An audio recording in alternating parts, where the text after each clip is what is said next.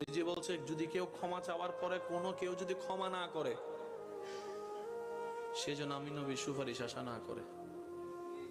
খুব মারাত্মক কথা কিন্তু। সেজন্য নবীজি বলছেন, হে আমার উম্মত, যা জামিলা হয়েছে, যার সাথে হয়েছে, তুমি ক্ষমা করে দাও, তুমি ক্ষমা করে দাও। সে ক্ষমা চাক না চাক তুমি মাফ করে দাও। তুমি যদি মাফ করলে তোমার ইজ্জতের কমতি হয়, আমি মুস্তাফা থেকে হাসরের ময়দানে তোমার ইজ্জত বুঝে নিও। বিশ্বাস করেন, প্রতিশোধের যতটুকু শান্তি তার চাইতে বড় শান্তি হচ্ছে মাফ করে দেওয়া। আমাকেও বলার দরকার নাই, কাউকে শোনানোর দরকার নাই।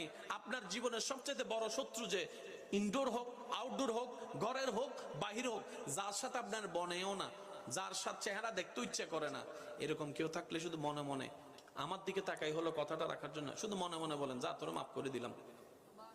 দেখবেন আপনার মনে এটা কেমন যেন একটা শান্তি লাগা শুরু করবে।